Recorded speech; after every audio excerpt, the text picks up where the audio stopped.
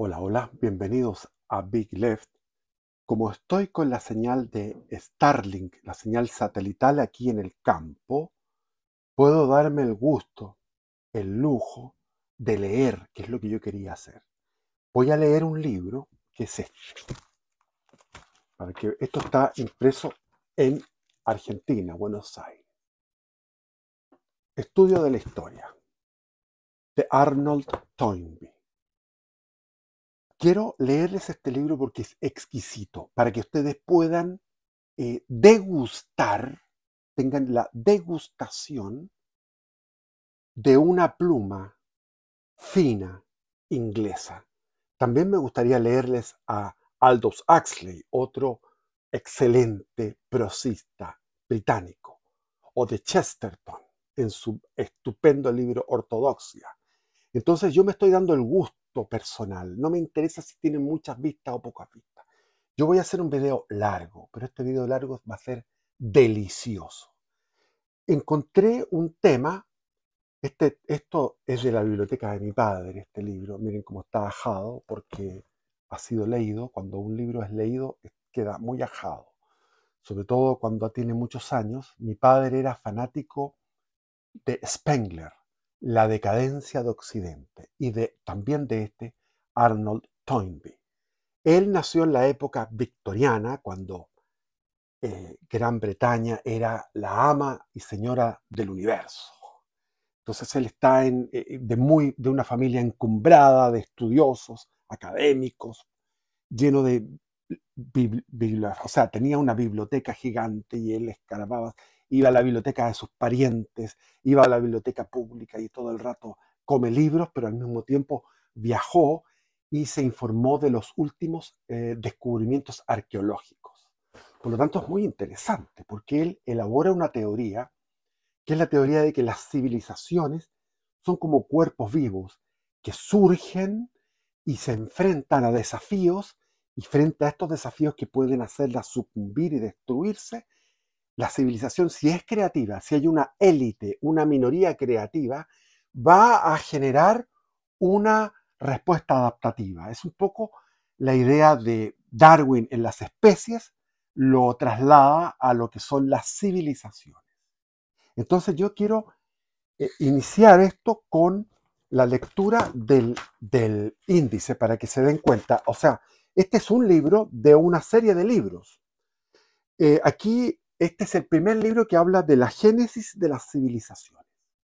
Después viene un segundo tomo que habla de los crecimientos de las civilizaciones. Un cuarto tomo habla de los colapsos de las civilizaciones. Un quinto tomo habla de las desintegraciones de las civilizaciones.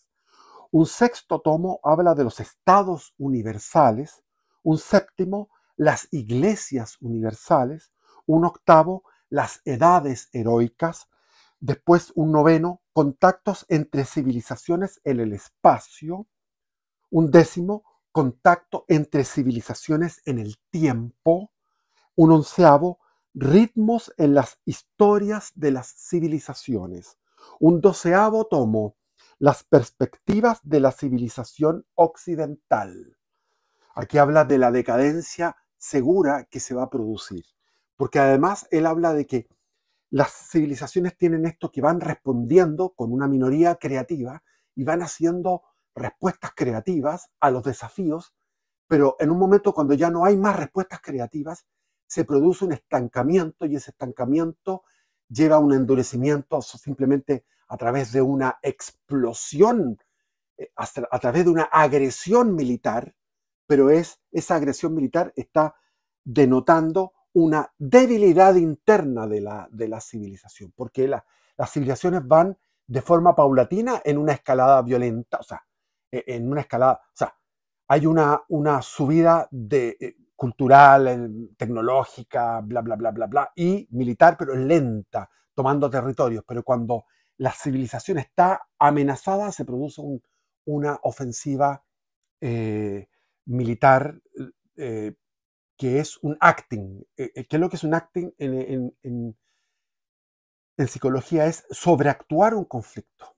Es como cuando el hombre con la mujer están discutiendo y de repente el hombre grita ya, o la mujer grita, está sobreactuando ese conflicto y está generando una circunstancia agresiva. Eso es lo que está pasando actualmente en Occidente. Occidente está muy débil y vemos que Europa está siempre contra Rusia y Rusia no les ha hecho nada, pero ellos están contra Rusia y que Rusia es la cuestión. Entonces, las inspiraciones de los historiadores, y aquí, en este primer tomo, como les digo, estos son dos, son 13 tomos. Y aquí comienza prefacio de la primera edición, prefacio de la segunda, prefacio de la tercera edición, y aquí viene el índice de este solo tomo. Empieza la relatividad del pensamiento histórico, el campo de estudio histórico, la Gran Bretaña como piedra de toque, el campo en que es parte Gran Bretaña, la extensión de nuestro campo en el espacio, la extensión de nuestro campo en el tiempo. Está hablando sobre la disciplina histórica. Después, estudio comparativo de las civilizaciones. Entonces empieza plan de operaciones, operaciones conforme al plan. Después empieza la sociedad cristiana ortodoxa, las sociedades irania y arábica, la sociedad siríaca, la sociedad índica, o sea, del Indo, la sociedad cínica, los fósiles, la sociedad minoica, la sociedad sumeria, la sociedad hitita, la sociedad babilonia, la sociedad andina, es decir, los incas, las sociedades yucateca, mexicana y maya, la sociedad egipciaca. Después, clasificación provisional de las sociedades por especie, la comparabilidad de las sociedades de la especie. Todo esto, imagínense que este tomo me puede llevar a mí un año entero. Y si son 13 tomos, estamos hablando de unos 20 años en que tú tienes que estar consagrado al estudio de esta obra, porque además tiene infinidad de otras obras. Él se casó 2 veces y llegaban los niños a preguntarle cosas y él decía, que tu madre responda, yo estoy ocupado en la biblioteca escribiendo permanentemente. Y eso me recuerda a mi padre que era así, y él era inspirado esto viene de la biblioteca de mi padre. Inspirado en Spengler, La decadencia occidente, y en Arnold Toynbee, lector de las civilizaciones.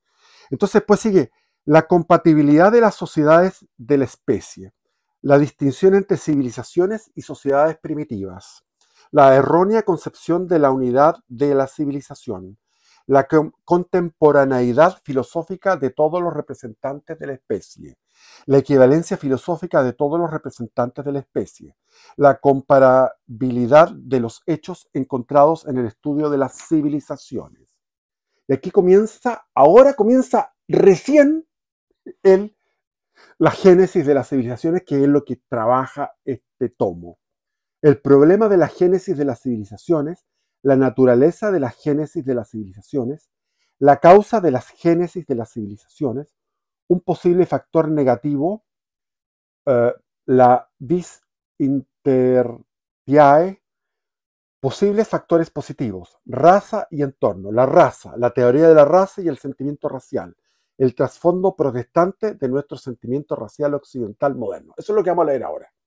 El trasfondo protestante de nuestro sentimiento racial occidental moderno. Aquí me voy a ir para que hagamos algo, para que les gusten ustedes, entren, hagan un viaje intelectual a la pluma de este coloso intelectual.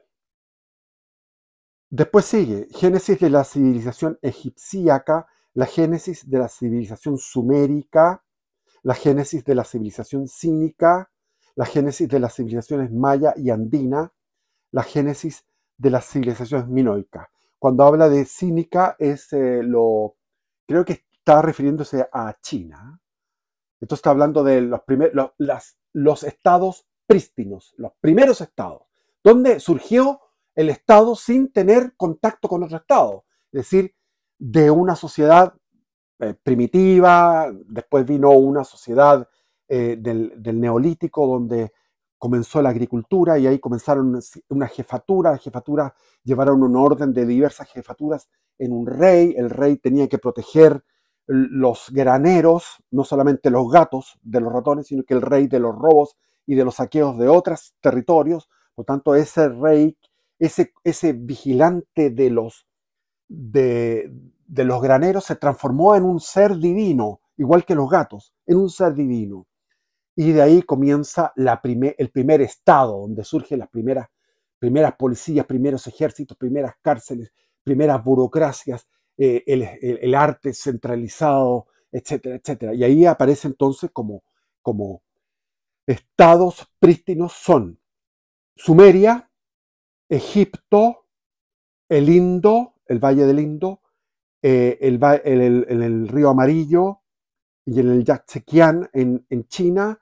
Después está en la Mesoamérica, en México, y después está en Perú. Esos son los estados prístinos, no hay más. En Perú ni siquiera son los incas. Los incas no son un estado prístino, los incas vienen de otros estados. Los primeros estados surgen en la costa peruana. Ahí viene el primer estado prístino en Perú. ¿Ok? Y sigue, sigue, sigue, y no voy a darles más lata con el índice, y nos vamos a la lectura de un texto, como les digo, que es sabrosísimo.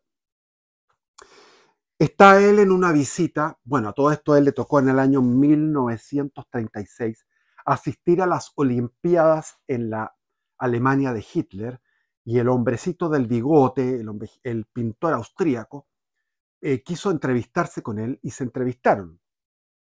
Este Toynbee manejaba el latín, el griego, el alemán, el francés. Por ahí andaba todo su conocimiento de lenguas. Y se habló de tú a tú con el señor del bigote sobre el origen de las civilizaciones y todo eso.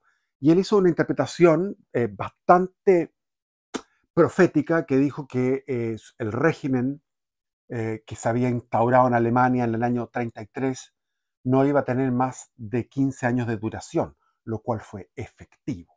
Duró exactamente 15 años. O sea, fue una profecía perfecta.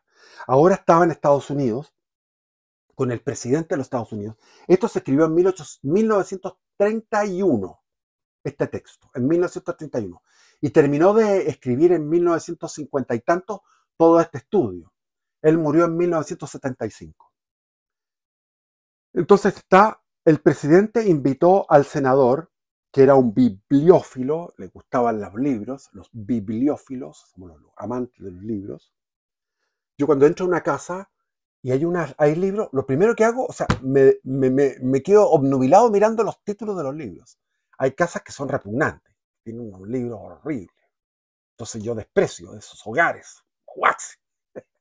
O hay librerías donde tú encuentras uno o dos libros, de los 1000 libros que hay uno o dos o tres que valen la pena, el resto no vale nada. Es lo que está pasando actualmente en las librerías chilenas. Pero vámonos al texto. El presidente invitó al senador, que era bibliófilo, a visitar la biblioteca de la universidad y resulté incluido en este grupo. El tesoro principal de la biblioteca era una Biblia impresa en el siglo XVII en el lenguaje de los pieles rojas, que habitaban en esa parte de Nueva Inglaterra, en aquella época. Y al examinar el senador el precioso volumen, una Biblia escrita en el lenguaje de los aborígenes, que eso lo hicieron los sacerdotes españoles, a raudales. Tenemos Biblias en todos los idiomas, incluido el mapudungún. En todos los idiomas hay Biblias. Entonces, de modo que este libro es muy raro, preguntó el senador. No alcanzan a media docena de los ejemplares conocidos, replicó el presidente con orgullo. No alcanzan a ser media docena los ejemplares conocidos. Entonces los indios no lo leen actualmente, siguió el senador. Pues no, replicó el presidente. ¿No ve usted que ya no hay indios en esta región? ¿Por qué? ¿Qué les pasó? Preguntó el senador vivamente, con aire ingenuo. Y ante tal pregunta, las palabras del presidente se hicieron confusas. Se acumulaban los bueno y los esto, Bueno, el presidente balbuceaba y tartamudeaba, y al fin salieron las palabras. Un poco como los golpes del motor de un automóvil al que se quiere hacer arrancar en tercera. ¿Lo han probado? ¿Qué les pasó a los indios?, preguntó de nuevo el senador. Verá usted, dijo el presidente, los indios, sabe usted, el hecho es que los indios desaparecieron. El senador, que escuchaba atentamente, no pronunció palabra alguna, pero se vio en su cara una leve sonrisa que terminó por extenderse tanto que comencé a preguntarme si, como la sonrisa del gato de Cheshire, que es un personaje del libro de Alicia en el País de las Maravillas, que esa sonrisa no iría a alcanzar su nuca, hasta acá la sonrisa. Entre este método protestante de conversión, aquí viene la reflexión de Toynbee, que está siendo hispanista. Toynbee es hispanista. Dice, entre este método protestante de conversión por el exterminio y los métodos de los misioneros jesuitas en el Canadá y en el Paraguay, hay verdaderamente un abismo, un abismo, dentro de la misma cristiandad, entre el protestantismo puritano y el catolicismo jesuita español. Entonces, por supuesto que el fanatismo y la ferocidad del sentimiento racial que el Antiguo Testamento inyectó en su momento a las almas protestantes han disminuido considerablemente al paso. Está hablando él que los protestantes que llegaron a las tierras de Estados Unidos, a donde eran las 13 colonias, y de ahí se expandieron hacia el lejano oeste hasta llegar hasta California y Oregon, todo eso, ellos para ir con esa ferocidad de exterminar a los indios, se basaban en lecturas del Antiguo Testamento, donde Yahvé, Dios, instruye a los israelitas a devastar por completo e exterminar a los pueblos cananeos que eran idólatras. Y después, en los libros de los reyes, cuando un rey convoca a los mismos israelitas que habían caído en la idolatría, tenían templos paganos arriba de los cerros, los convoca en la especie de plaza pública que había en Jerusalén, y ahí ordena, los trajo con engaño, y ahí él, cumpliendo la palabra de Yahvé, ordenó a su guardia pretoriana de eliminarlos y los exterminó ahí en la plaza de Jerusalén. Dejó todo no era la primera vez y no iba a ser la última en que Jerusalén se iba a llenar de sangre. Entonces, por supuesto que el fanatismo y la ferocidad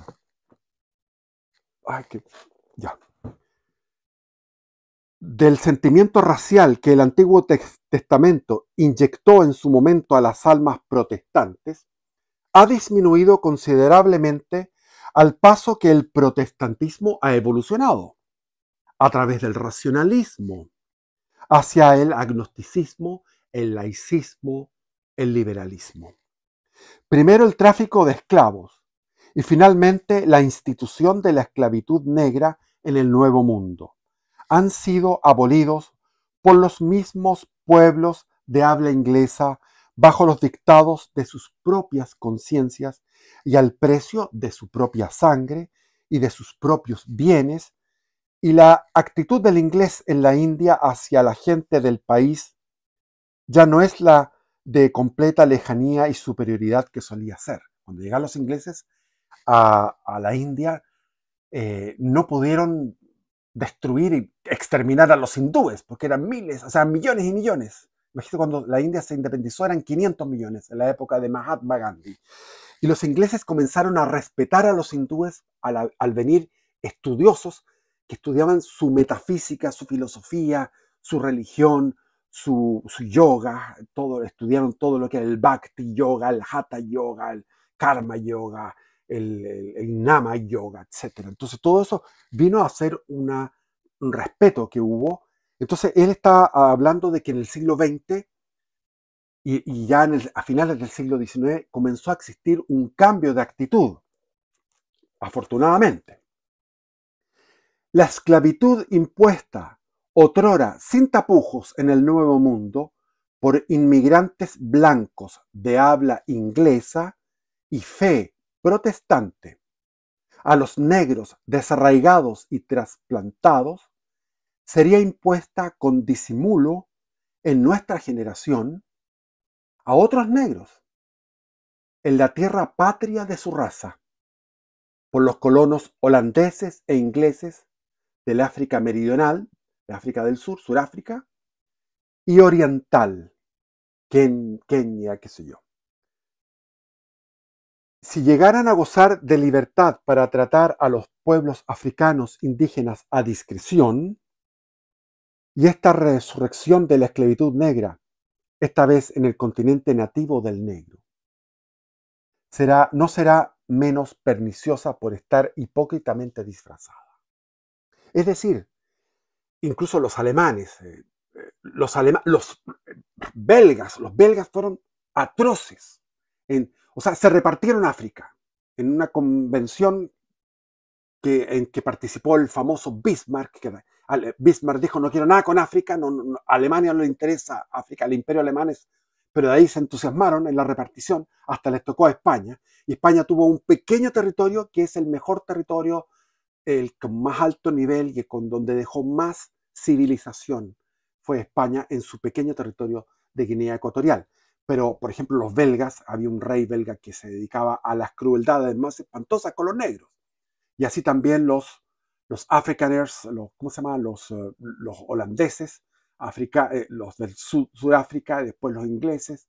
Después los ingleses metieron a los holandeses en campos de concentración, inventaron los campos de concentración a comienzos del siglo XX.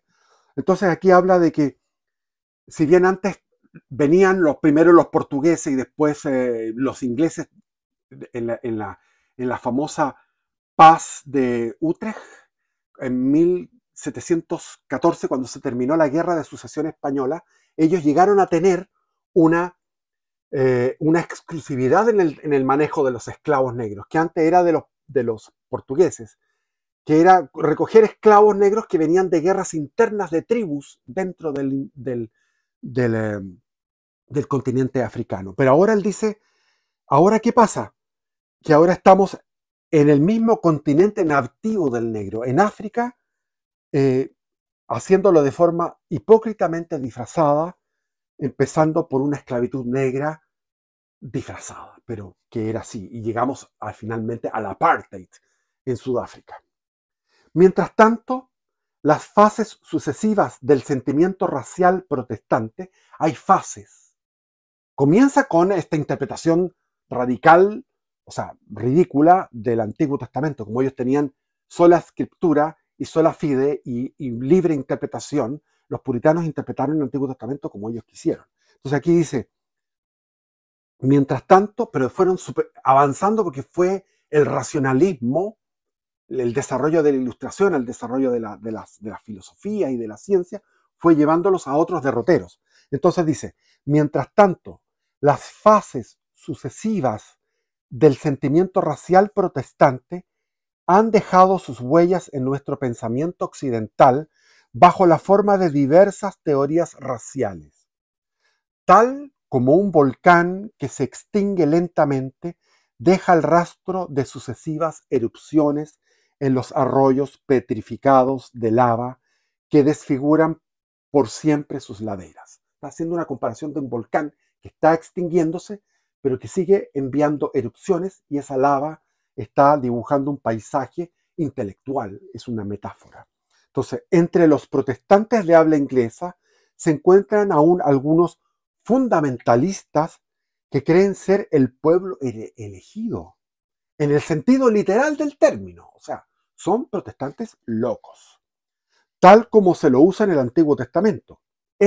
Comillas, Israel británico, demuestra sin un titubeo su descendencia directa de las 10 tribus perdidas.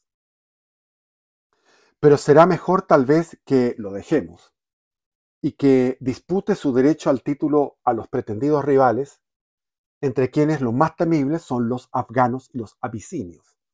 Los afganos tienen una teoría de que ellos vienen de las 10 tribus de Israel, y los abisinios, ahí está el famoso rey este, que se me olvida el nombre en este momento, pero que los que fuman marihuana, estos, los reggae, lo adoran porque era el rey de Abisinia, el rey de Etiopía, y se llamaba él el león de Judá, que venía de la tribu de Judá. Entonces hay toda una onda así muy divertida de los etíopes y de los jamaicanos que crearon esta religión basada en el consumo de marihuana de buena calidad.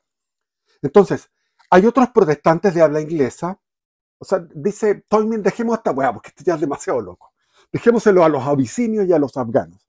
Hay otros protestantes de habla inglesa, de Inglaterra, o ex protestantes, porque estos se incluirían entre el número de los emancipados intelectualmente. Son de familia, son de abuelos protestantes, pero que ya han evolucionado y sostienen la doctrina del Israel británico, nuevamente. O sea, Inglaterra es un pueblo elegido. Pero es un pueblo, esto es en un sentido metafórico, en un sentido figurado, son más elegantes.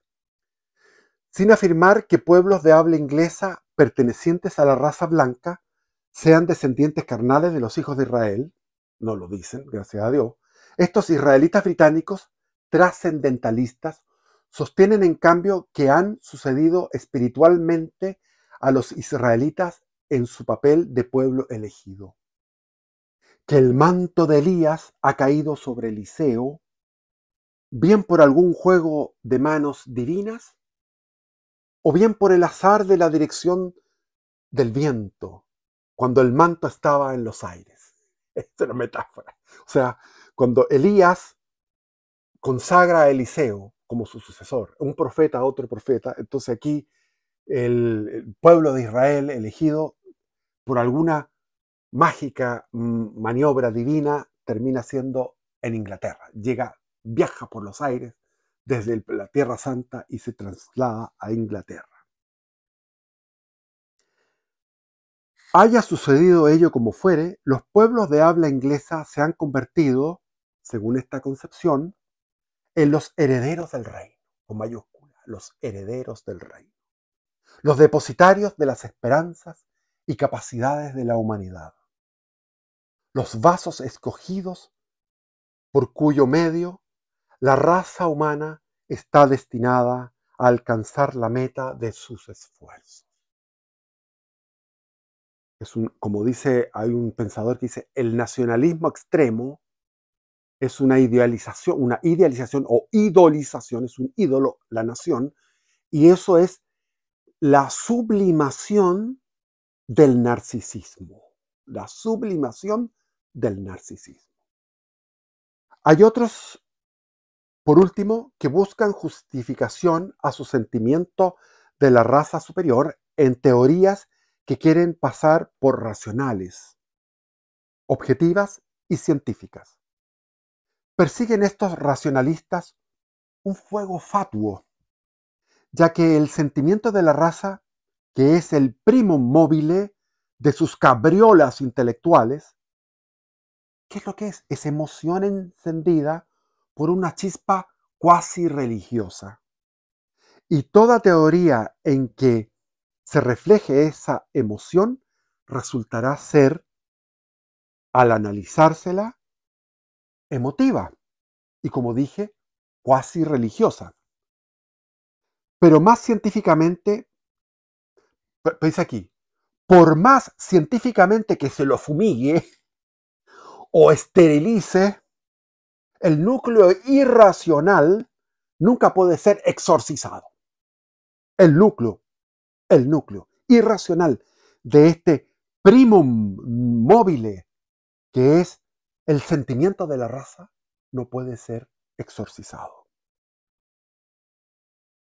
El más popular de estos ídolos erigidos por esta escuela de superstición no poco afectada y pedante, es el, comillas, el hombre nórdico, cierre de comillas, cuyo apodo cariñoso, dado por el pensador alemán Friedrich Nietzsche, es la bestia rubia, la bestia rubia, la bestia germánica. Decía Nietzsche, esa bestia germánica que era indomable, que era poderosa, fue quien la domesticó, quien la volvió mansa y entregada y casi parecida a los chinos, decía, como un espíritu chino. Hablaba con desprecio a los chinos, decía Federico Nietzsche. ¿Quién fue? El sacerdote católico. Es el que aplacó y el que domesticó a esta bestia germánica. Los devotos de este Dios encarnado racial sostienen que son obra de él y solo suya. Todos los logros humanos de algún valor a sus ojos son obra de este Dios, que es la bestia germánica. Antes de inclinarnos a adorar a este falso Dios, veamos hasta dónde se puede explicar su culto por el contorno social en el que ha surgido y se ha mantenido. Me gusta esa palabra, contorno social. Ahora se ocupa la palabra contexto. Es como ciútica, como pedante, cursi. Mejor, contorno. Estos escritos antiguos, estos de la década del 20, escribió esto en la década del 20, del siglo XX. El hombre nórdico fue colocado por primera vez en su pedestal por un aristócrata francés, el conde de Gobineau. El conde de Gobineau, que actuó entre la restauración del año 1815, cuando se acabaron las guerras napoleónicas, y la revolución de 1848, que fue una nueva revolución francesa que contaminó a toda Europa completa. La idolización, no idealización, idolización, ídolo.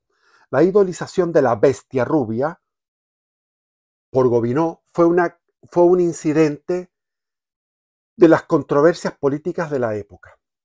Durante la Revolución de 1789, la famosísima Revolución Francesa, cuando los nobles franceses eran despojados de sus haciendas por los campesinos y emigraban como refugiados a Clovensa y a Austria y a Prusia y a todos los lugares que podían huir, los pedantes de las filas revolucionarias, había pedantería como hasta el día de hoy en Francia, cuando yo estaba en París, ponía la radio y decía, oh, je crois que c'est possible, oui, je pense, je dis, j'ignore, je suis certain, oui, c'est évidemment, oui, la politique chilienne, oui, le socialisme.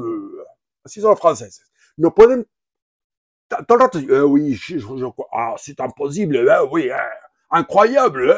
Ya, entonces, eran unos pedantes los de las filas revolucionarias, eran tipos de medio pelo intelectual, que nunca estaban satisfechos si no podían presentar los acontecimientos del día en guisa clásica.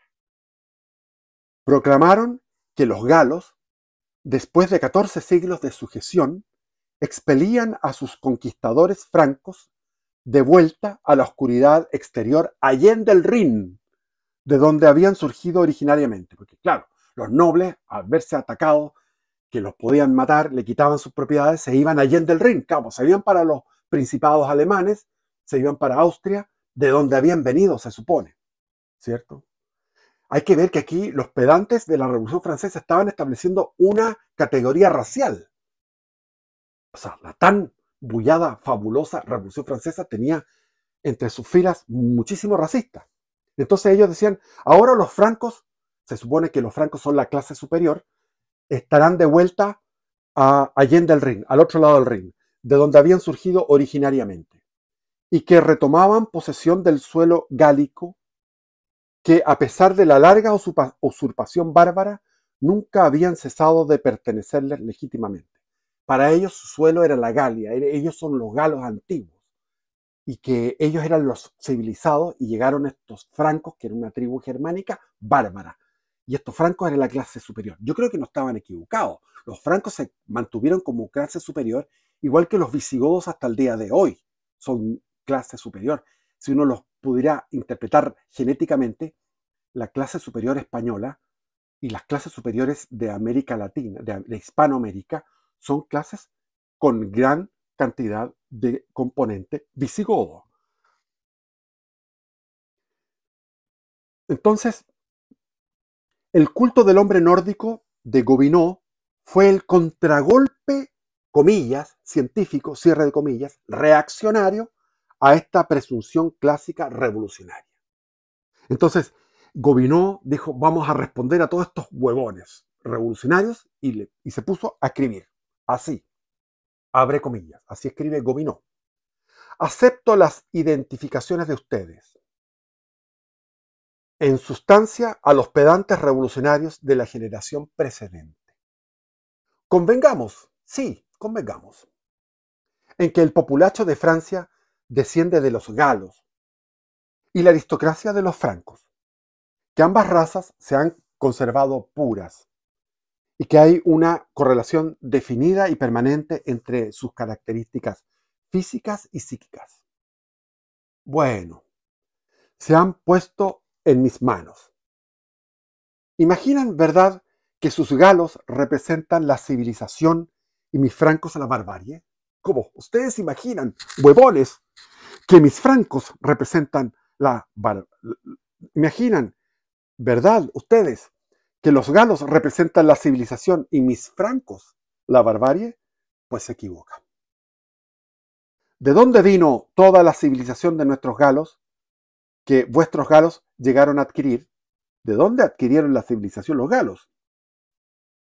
Naturalmente de Roma, con César, ¿cierto? Las invasiones de Julio César.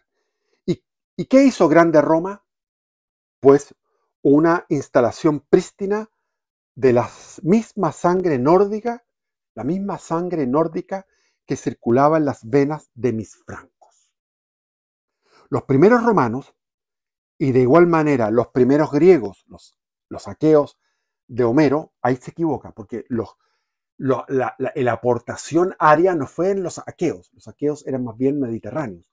La aportación aria fueron los dorios, que fue una invasión, la invasión aria del Mediterráneo, donde están ahí los romanos y los griegos, fue por las invasiones dorias o arias en el siglo XIII a.C., en el 1200, donde se impusieron como una como una clase dirigente sobre los aqueos, que eran los antiguos griegos de la época de los cantos de Homero.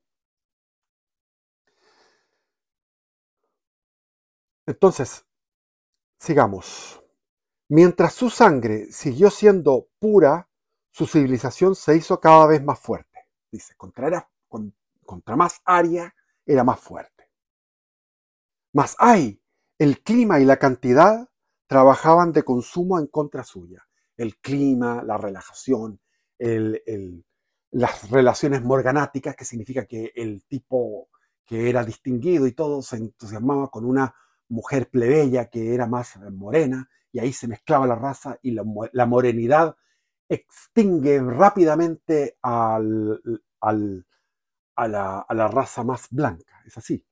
Es más fácil que se extinga la morenidad si es que no hay una unión de genéticas de razas blancas o ojos rubios. Ya. Entonces, mientras su sangre siguió siendo pura, su civilización se hizo cada vez más fuerte. Aquí está la teoría del señor de bigote. Mas estamos hablando de la década del 20. El clima y la cantidad era mucho más la cantidad de los sometidos. Los ilotas eran muchísimos más que los eupátridas. Trabajaban de consumo en contra suya. A la larga, su sangre se diluyó y se debilitó su raza.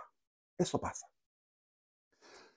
Y así pasó con su poder y su gloria, que entraron en declinación. Esta es teoría no del autor, sino que está él citando a este hombre, que es un pensador que se llama Gobineau, un noble francés. La civilización romana que los galos tuvieron el privilegio de participar no era ya la civilización romana de la Edad de Oro.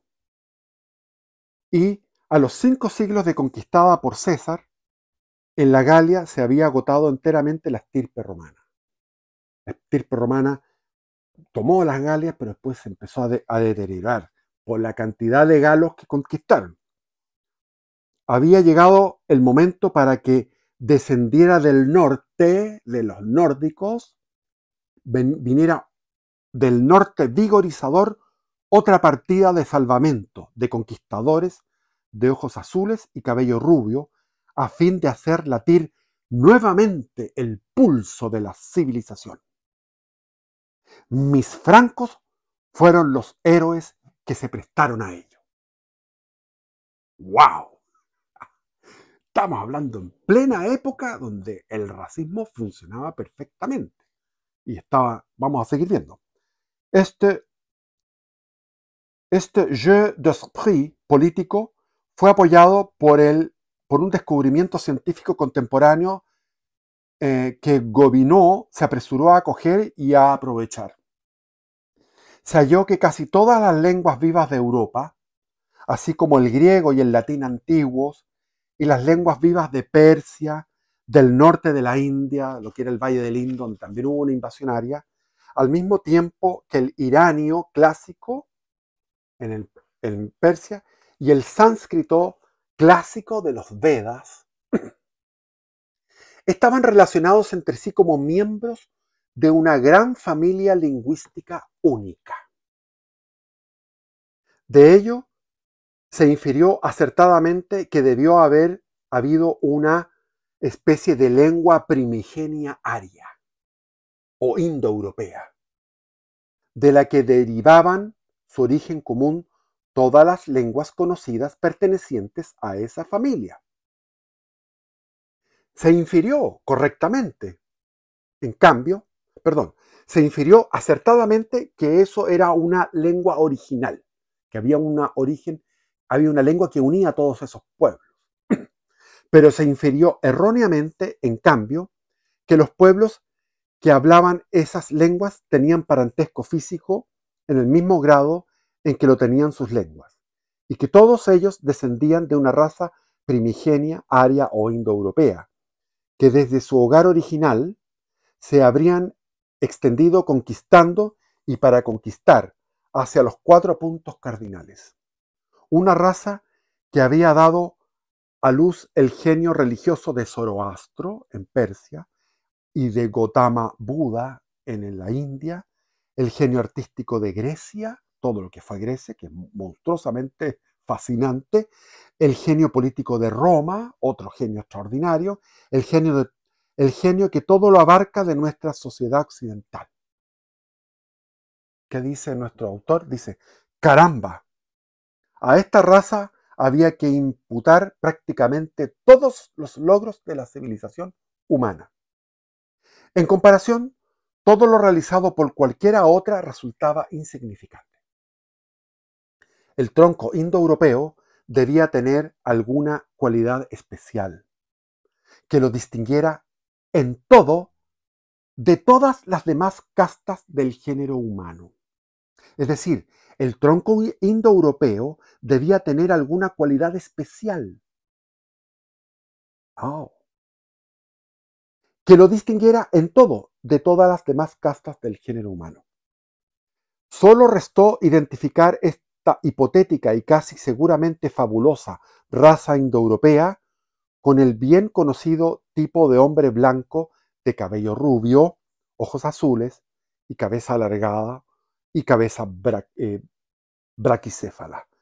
Y la apoteosis está garantizada. Ya viene la ovación y el aplauso a rabiar. Partiendo de las polémicas pedantes de los políticos franceses revolucionarios, ¿quiénes iniciaron esto? Los políticos franceses revolucionarios de medio pelo que estaban con odio de clase contra la nobleza francesa. De ahí partió todo esto.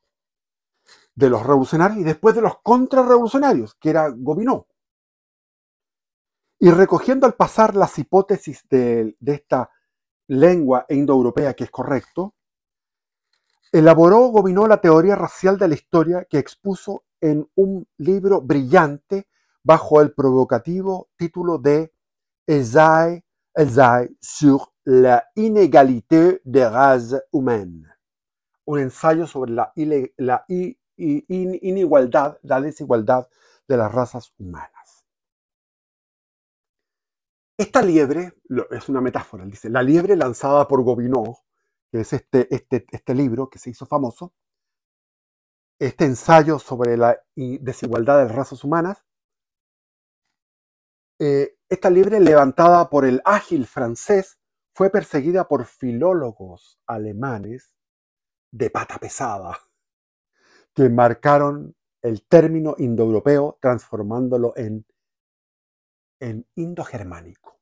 Es decir, estos filólogos de pata pesada atraparon con la pata de los filólogos alemanes ¡pah!, a esta liebre de este noble francés, que es su libro, sus ideas sobre el hombre nórdico. ¿Y qué pasó? Estos filólogos que se basaban en la cosa lingüística, entre ellos estuvo Friedrich Nietzsche, que era un filólogo extraordinario, y se hacían reuniones en una taberna tomando cerveza, los estudiantes de filología en la Universidad de Bonn, antes de irse a Berlín, Nietzsche ahí, los tipos eran tan geniales y tan intelectuales que iban a la taberna a emborracharse y a hablar sobre las lenguas, sobre la lengua irania, sobre la lengua china.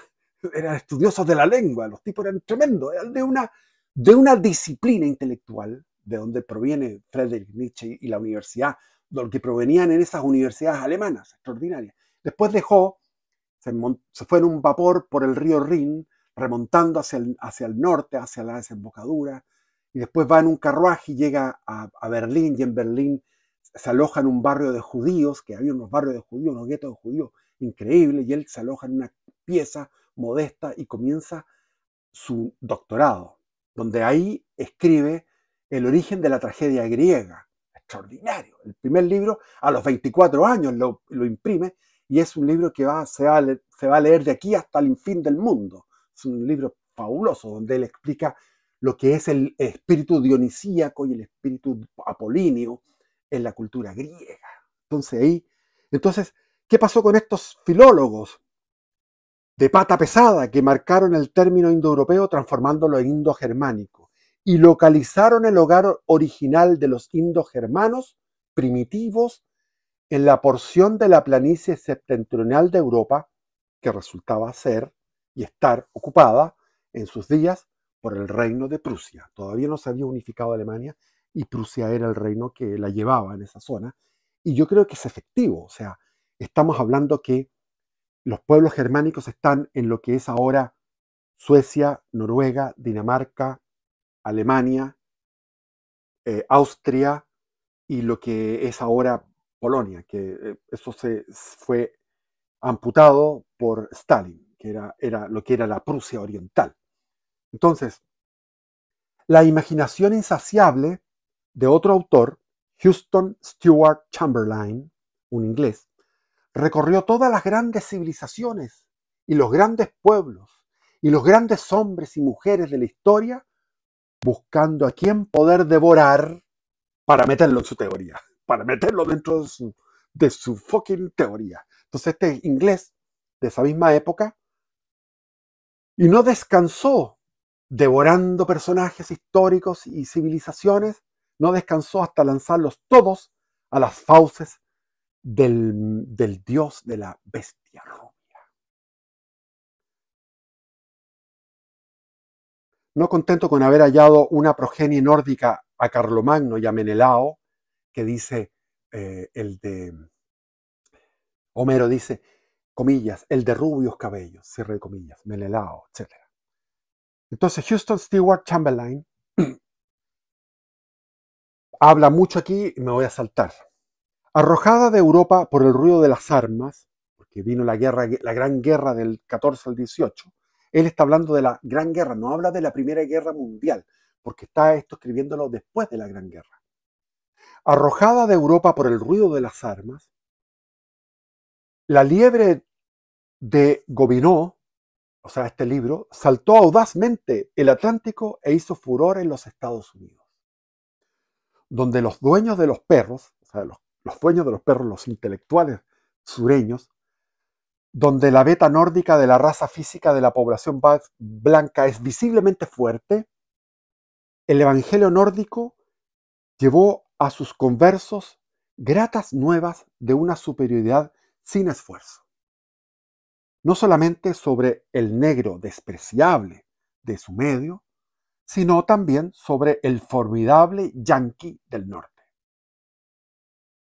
En la rivalidad entre el sur y el norte, el yanqui había ganado el último encuentro, la guerra de secesión. ¿Se acuerdan? La guerra civil norteamericana. ¿Quién ganó? El norte. El yanqui le ganó al sur.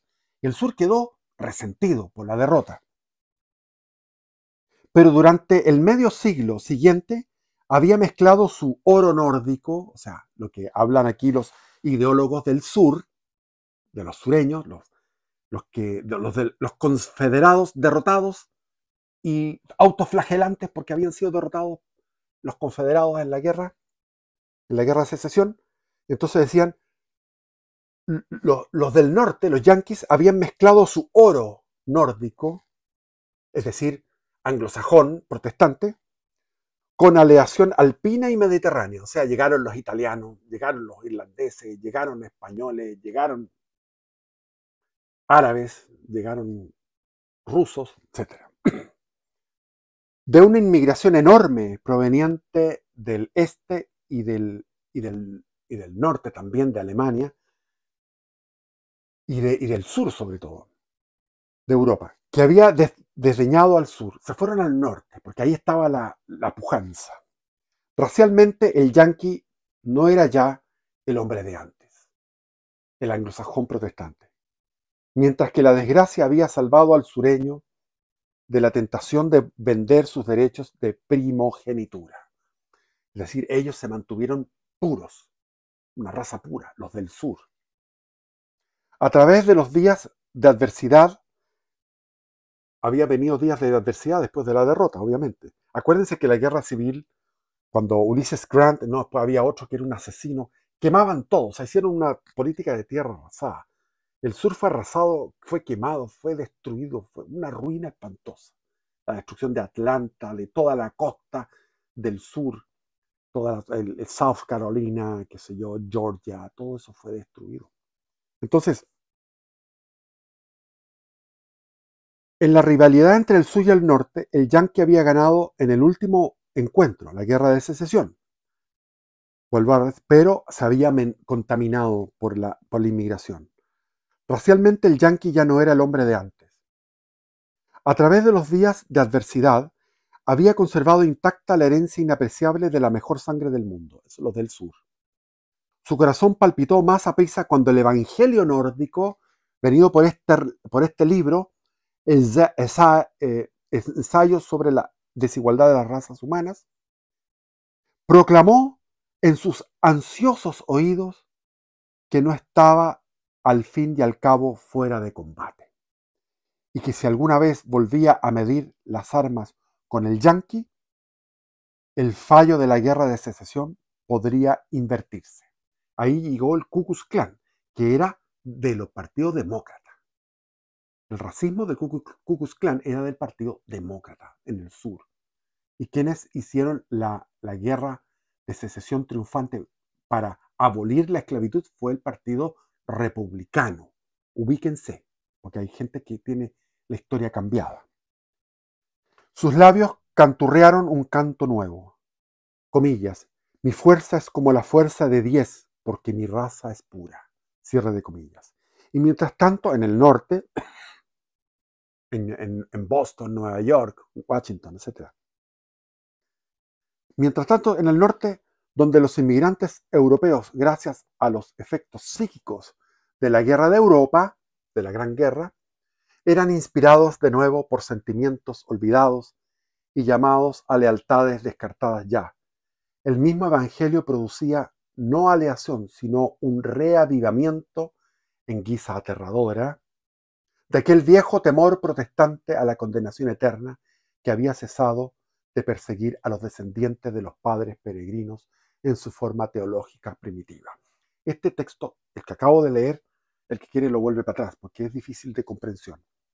Ahora vamos a citar nuevamente a este hombre, a este nuevo pensador que se llama Houston Stewart Chamberlain. ¿Qué dice? Abre comillas.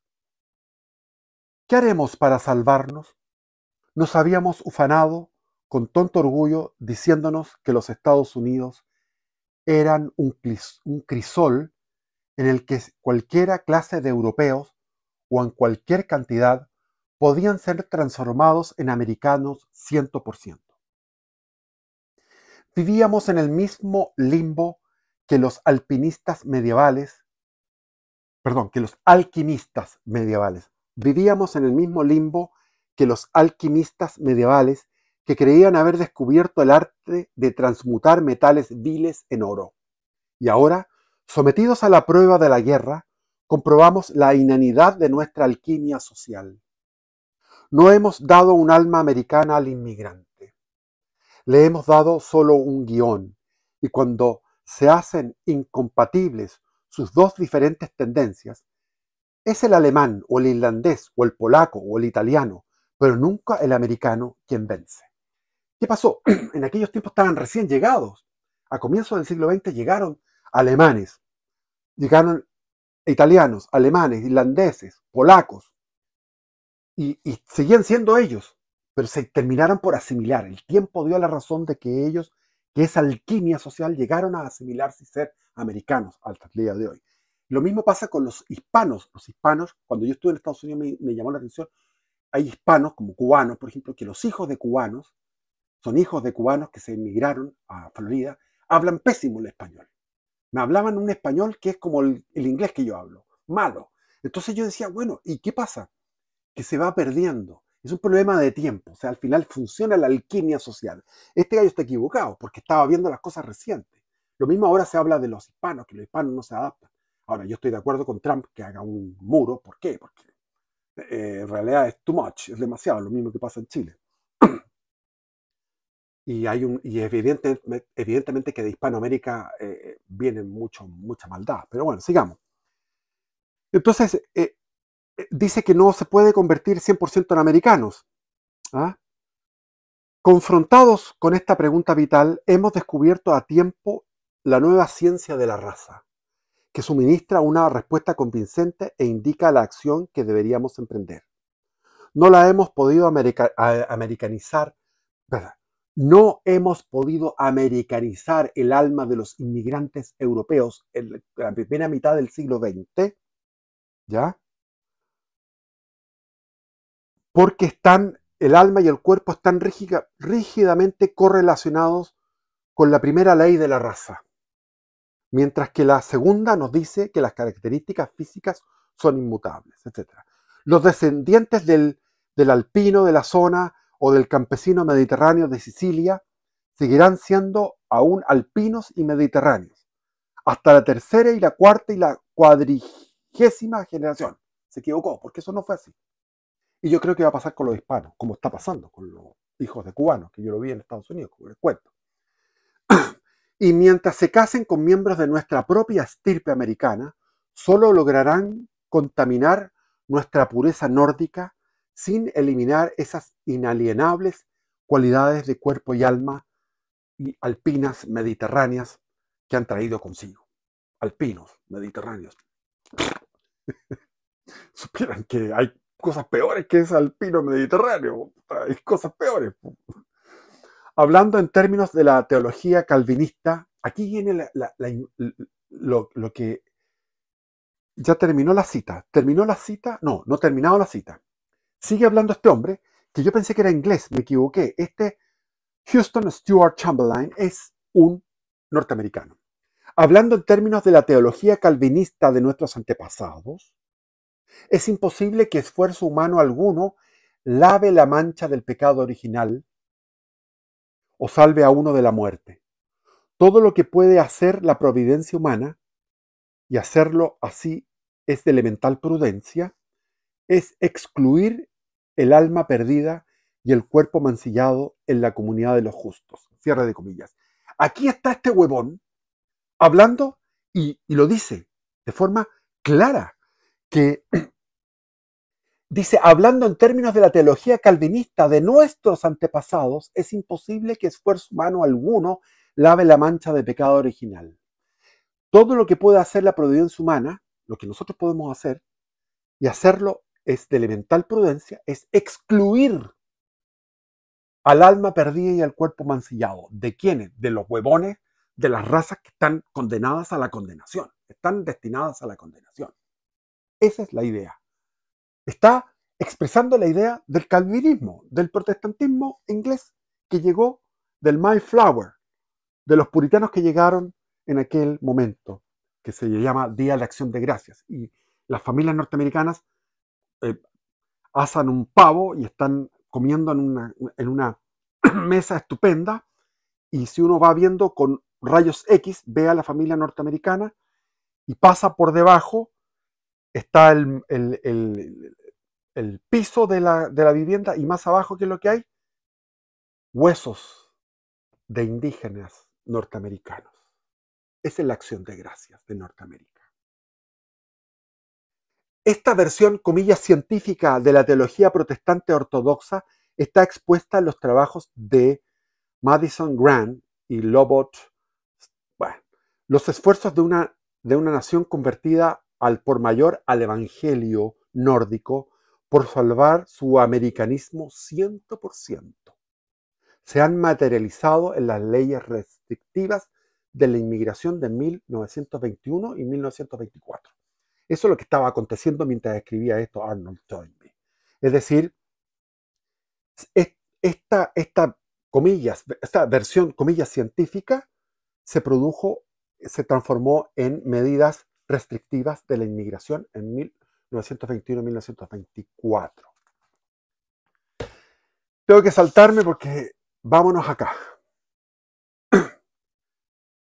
Nuestro moderno sentimiento racial occidental, inspirado, como hemos visto, por el espíritu absorbido del Antiguo Testamento, por el protestantismo, repito, aquí habla Arnold Toynbee. Nuestro moderno sentimiento racial occidental, inspirado, como hemos visto, por el espíritu absorbido del Antiguo Testamento, por el protestantismo. El protestantismo se metió con el Antiguo Testamento para generar este espíritu de superioridad, la Inglaterra elegida, el pueblo elegido británico.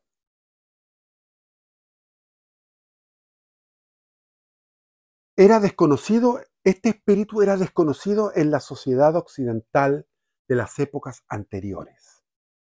Y hasta el día de hoy no ha podido afirmarse en ciertas partes de esta sociedad occidental. Es decir, la sociedad occidental católica.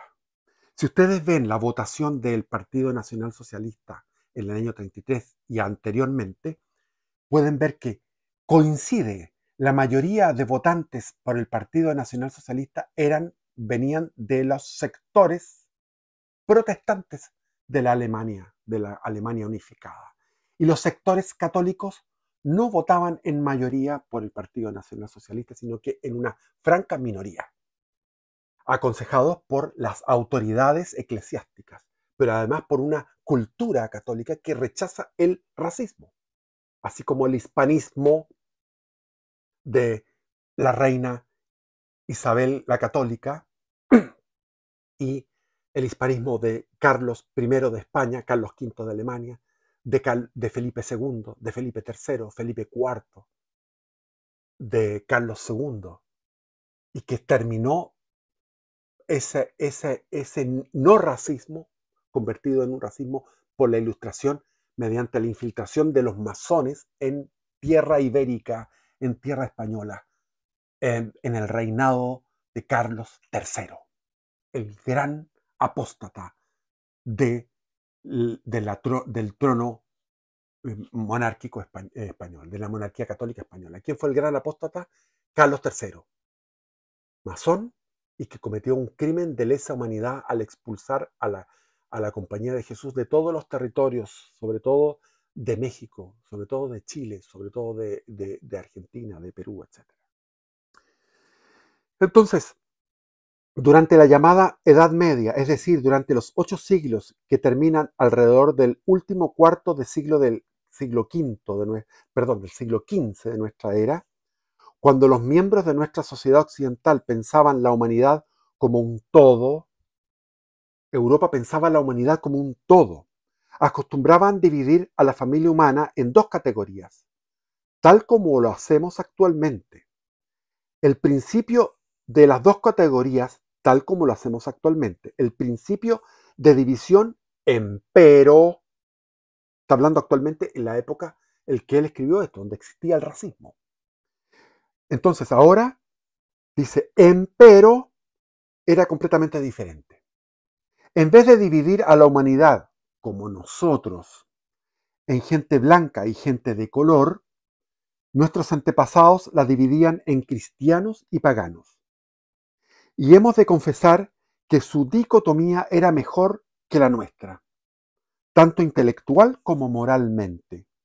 Era intelectualmente mejor porque la religión de un ser humano es un factor mucho más importante y significativo en su vida que el color de su tez o la forma de su cráneo o sus culturas. Y es por tanto un criterio mucho mejor para los fines de la clasificación. Aquí Arnold Toynbee está declarándose hispanista, hispanista. Parejamente, la dicotomía en cristianos y paganos es mejor desde el punto de vista moral que la dicotomía en blancos y de color, porque el abismo que separa a las religiones no es infranqueable, a diferencia del abismo que separa a las razas. Pero ese las razas ya se han mezclado. Ahora no estamos con racismo, no existe el racismo. Ahora la selección argentina tuvo un cántico donde dijo que los jugadores son todos africanos, pero no era burlándose que fueran negros, sino que era sencillamente diciendo, ¿dónde están los franceses antiguos? O sea, los franceses de origen étnico francés. Pero no era racismo. Y tuvieron que agachar el moño, porque ahora se agacha el moño frente a eso. O sea, se llega a la ridiculez de detectar racismo donde no lo hay. Entonces, entonces dice acá, pa, parejamente, la dicotomía en cristianos y paganos es mejor desde el punto de vista moral que la dicotomía en blancos y de color, porque el abismo que separa a las religiones no es infranqueable, a diferencia del abismo que separa a las razas. Las razas ya no están separadas, se están mezclando. Es una división entre ovejas en el redil y ovejas descarriadas en la montaña. Las ovejas que están en el redil y las ovejas descarriadas. No es una distinción entre ovejas y cabras, son todas ovejas. Esa es la visión que tenía Europa católica del medioevo, que se fue pervirtiendo después de la Reforma Protestante, y la Reforma Protestante y el racionalismo, la Ilustración y después las modernas, comillas, científicas, teorías raciales.